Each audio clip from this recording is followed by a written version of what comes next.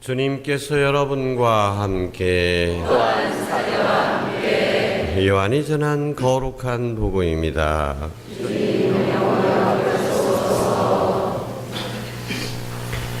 그때 예수님께서 말씀하셨다. 내 양들은 내 목소리를 알아듣는다. 나는 그들을 알고 그들은 나를 따른다. 나는 그들에게 영원한 생명을 준다. 그리하여 그들은 영원토록 멸망하지 않을 것이고 또 아무도 그들을 내 손에서 빼앗아가지 못할 것이다. 그들을 나에게 주신 내 아버지께서는 누구보다도 위대하시오. 아무도 그들을 내 아버지의 손에서 빼앗아갈 수 없다. 아버지와 나는 하나이다. 주님의 말씀입니다. 그리스도를 찬미합니다. 앉으십시오. 참 예수님, 지금으로부터 2년 전 진도 앞바다에서는 구명조끼를 다 착용한 채 방 안에 그대로 가만히 머물러 있으라는 지시에 따라서 기다리고 있던 300여 명의 학생들이 바다에 수장되었고 그 중에 9명은 아직 시신도 찾지 못한 상태입니다. 이러한 비극이 어떻게 해서 일어난 것이고 누가 책임을 져야 되고 이와 같은 비극이 되풀이지 않기 위해서는 우리 사회가 어떻게 변화해야 되는지, 그렇지 않고 그냥 마치 그런 일이 없었던 것처럼 지나가 버린다면 그야말로 개죽음이 되고 억울한 죽음이 되고 우리 조상들이 말했던 원혼이 되어서 우리나라를 떠돌게 될 것입니다. 한 가지 영상을 좀 먼저 보고 말씀드리겠습니다.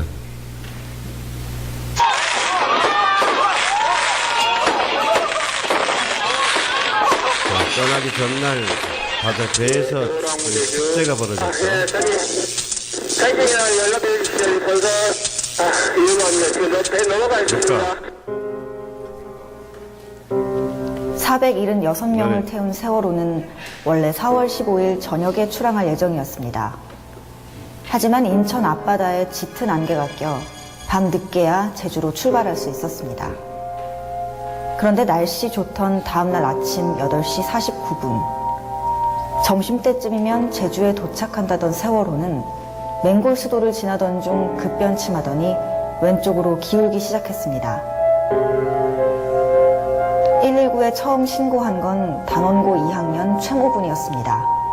최초 신고 후 40여 분이 지나서야 해경이 도착했습니다. 선장과 선원들 일부는 먼저 구조정에 올랐습니다. 그때까지도 배 안에는 탈출하라는 방송이 나오지 않았습니다. 세월호 항모제주 항모제주 세월호입니다. 누군가의 지시에 대부분의 학생들은 구명조끼를 입은 채로 배 안에 대기했습니다. 검은 그림자가 코앞에 다가온 줄도 모른 채 웃고 떠드는 아이들. 아 기울어졌어.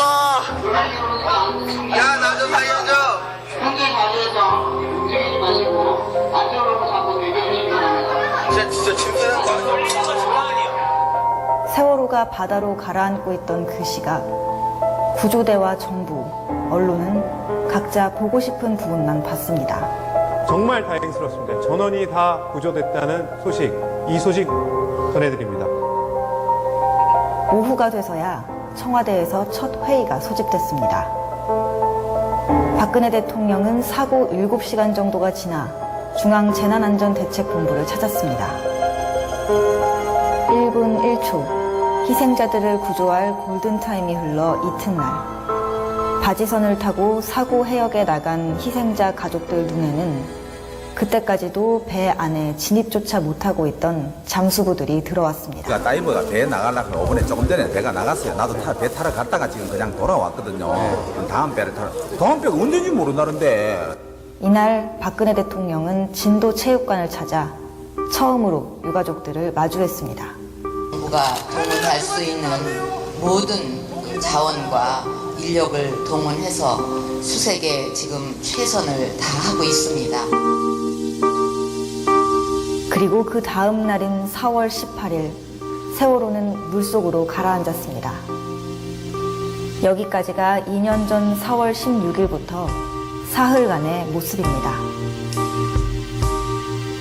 우리 아들 어떻게 불쌍하고 엄마한테 올라올게요. 내가 이렇게 연락이 없는 거야. 온 나라가 충격과 분노에 휩싸여 있던 봄. 구조 작업은 진척이 없었고 해경은 신뢰를 잃었습니다. 그 받으시면 처음에 잠깐 말씀을 좀 드릴게요. 참담함에 빠진 희생자 가족들은 진도에서 청와대로 가겠다며 걸어서 진도대교까지 나갔다가 경찰에 가로막혔습니다. 1학년, 3학년 빼줬어요. 2학년 없어요. 다 죽어갖고 이제. 이게 뭐? 아, 진짜 동생들이라고. 참사 후 한 달이 지난 5월 16일 박근혜 대통령이 유가족 17명을 청와대로 초청했습니다.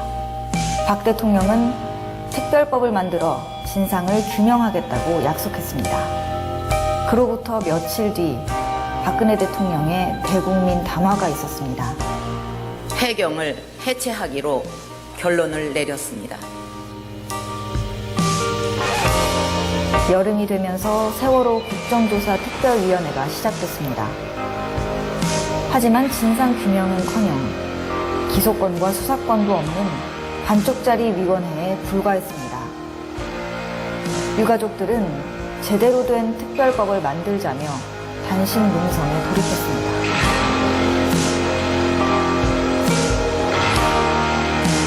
그렇게 유가족들의 계절이 또 지나갔습니다.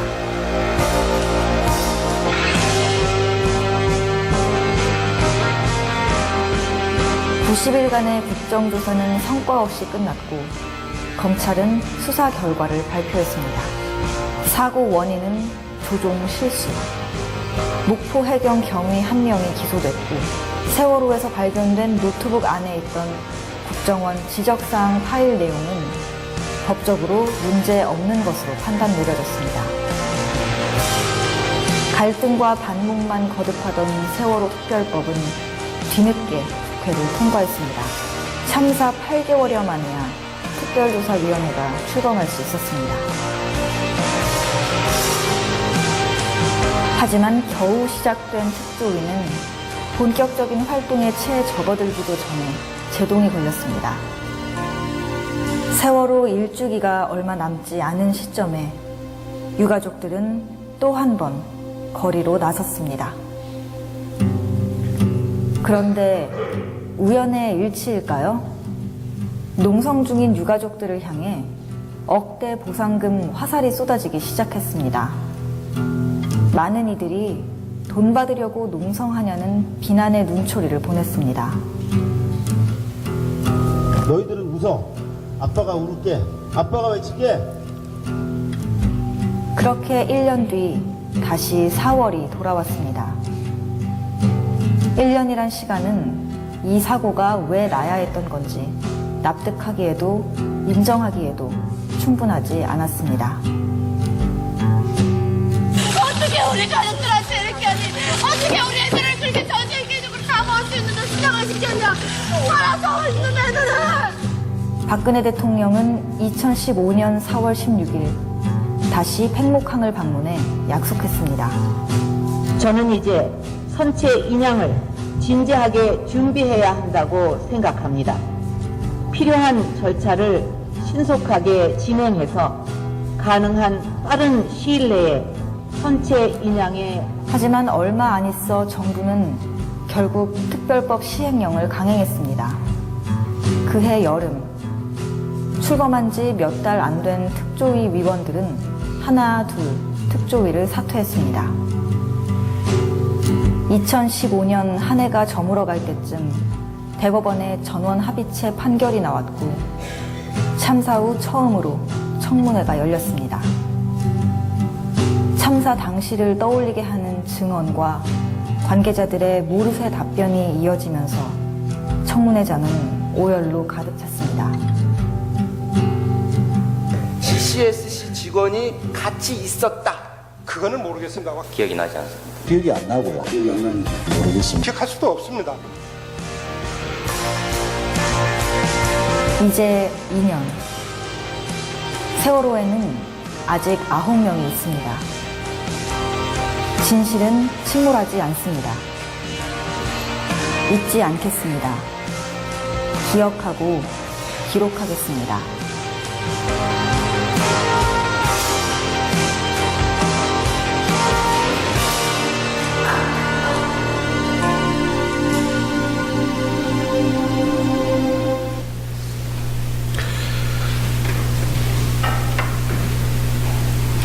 버림받은 여자보다 불행한 건 잊혀진 여자외다. 이게 초등학교 때 어떤 잡지에서 그거 한번 읽었어요.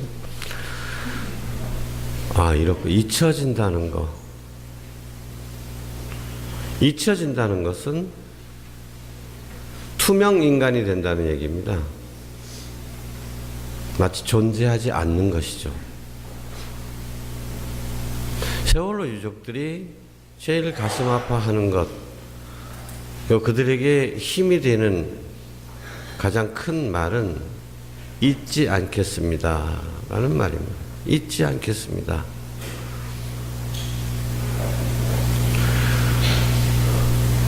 그런데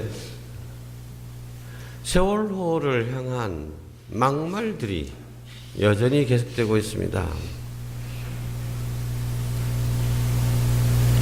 그 뭐 교통사고 난 걸 그 나라가 어떻게 하느냐는 식으로부터 또 세월호의 진상을 제대로 규명해 달라고 하는 유족들의 저 요구, 그게 무리한 요구입니까? 내 자식이 그렇게 죽었는데 왜 죽었는지 그 이유를 밝혀달라는 거, 진상을 규명해달라는 겁니다. 그게 교통사고일까요? 그렇다면 왜 그런 얘기를 하겠습니까? 너무도 이상한 게 많다는 거예요. 화면에 나왔지만 세월호가 그렇게 급작스럽게 침몰한 이유는 무슨 운전 미숙이다. 그랬는데 실제로 재판 과정에서 그와 똑같은 상황 속에서 모형을 만들어서 실험을 합니다. 실험을 했더니 암만 운전 미숙이라도 그렇게 저 한 19도 정도 기울이지 그렇게 안 기울어진다는 겁니다. 그래서 법원에서는 그렇게 판결이 나왔습니다. 그럼 도대체 왜 침몰했을까? 이걸 밝혀내고 풀어주는 것이 바로 국가의 책임 아니겠습니까? 내 시행령에서 아무것도 못하게 막아버리는 겁니다. 그러니 삭발하고 단식하고 난리가 나는 거죠. 그런데 단식 현장에서 바로 그 옆에 텐트 쳐놓고 치맥 파티 열는 놈들이 있습니다.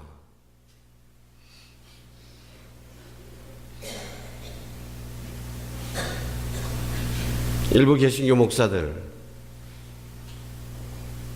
돈 없으면 불국사나 갈 일이지 왜 제주도까지 배 타고 간다고 그 모양들이. 그래서 나라를 시끄럽게 하느냐.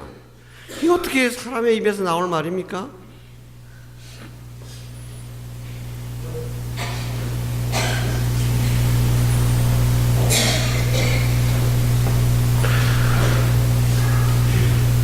근데 또 일부 열심하다고 하는, 기도 많이 한다고 하는 사람들 가운데서는 이런 얘기까지 한답니다. 그 세월호 부모들이 기도를 많이 안 해서 사고가 난 것이다.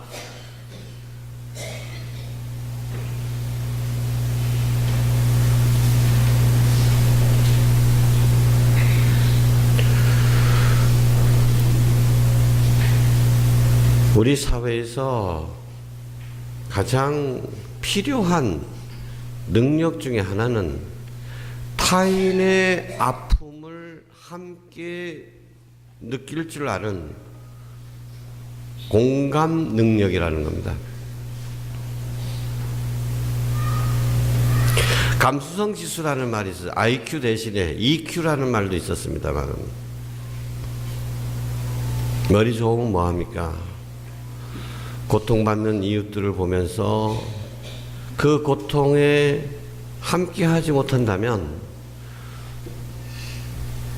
더 이상 사람이 아니라 기계에 불과할 뿐입니다.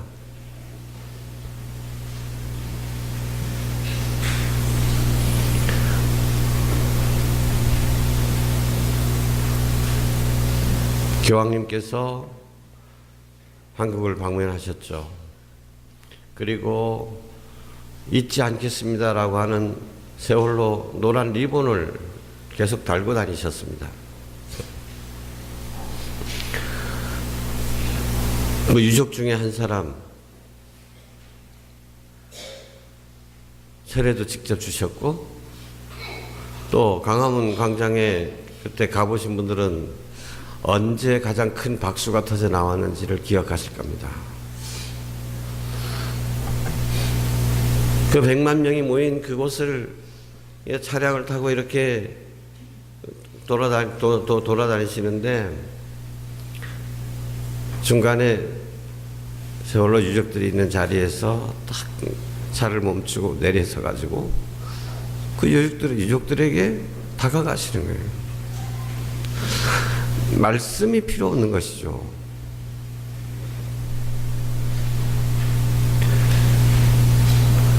선교자들을 복자품 위에 올리겠다고 할 때보다 그때 더 큰 감동의 박수가 터져 나오는 겁니다. 아, 이렇게 목자는 이래야 되는 거구나.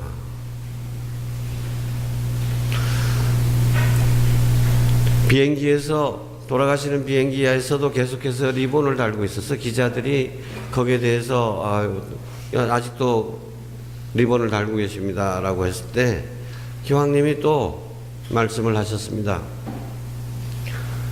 어떤 사람이 이제 교황님, 이제 그 리본을 좀 떼십시오. 교황님은 중립을 지키셔야 됩니다 라고 말한 사람이 있었다. 누가 말했는지 제가 궁금해가지고 우리 주교님께 여쭤보니까 걸 뭘 알려 그래 라고 하시더만, 난 교황대사라고 그래 있다.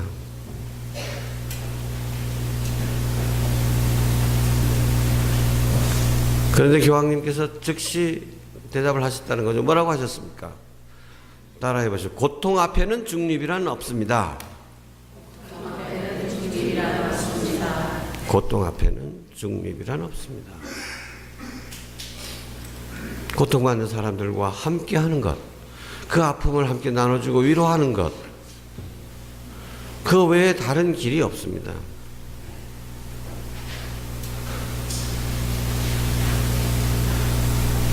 오늘 착한 목자 주일입니다. 예수님께서 우리의 착한 목자가 되어주신다는 것이죠. 여러분, 근데 착한 목자 하면 어떤 이미지가 떠오릅니까?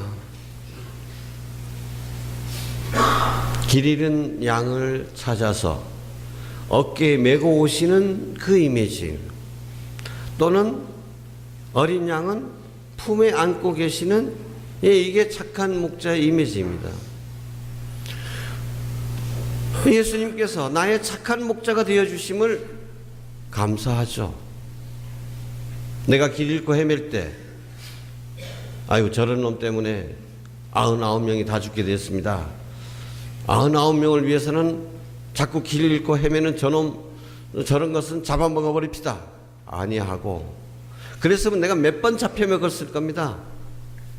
여기 남아있을 사람이 과연 누가 있겠습니까?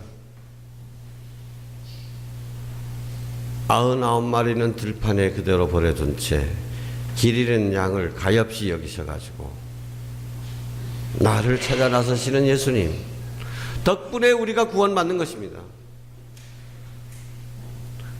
내가 너무 헤매다가 기진맥진해서 더 이상 걸을 힘도 없을 때 주님께서 나를 어깨에 무등 태우시고 또는 당신 품에 안으셔가지고 나를 이끌어 주십니다. 돌보아 주십니다. 우리는 이러한 주님의 사랑 때문에 이 자리에 있을 수 있게 된 것입니다. 그래서 그것을 기쁜 소식이라고 하고 우리는 감사와 찬미를 드리는 것입니다. 우리는 이제 착한 목자이신 예수님의 양떼일 뿐만 아니라 또 다른 착한 목자가 되어야 합니다. 길 잃고 헤매는 사람들에게 힘이 되어줘야 됩니다. 가슴 아파하는 이들과 함께 울 수 있어야 합니다. 공감 그리고 배려, 이것은 자비의 희년에 우리가 가장 애써야 할 기본적인 단어들입니다. 주님께서 나를 어떻게 안아주셨는지, 주님께서 어떻게 나를 찾아 헤매셨는지, 지금까지 나의 일생 가운데서 착한 목자이신 주님께서 행하신 그 업적들을 기억합시다. 그리고 우리도 그 받은 사랑에 보답하기 위해서 세월호나 또는 강정 주민이나 억압하고 고통에 신음하는 이들에게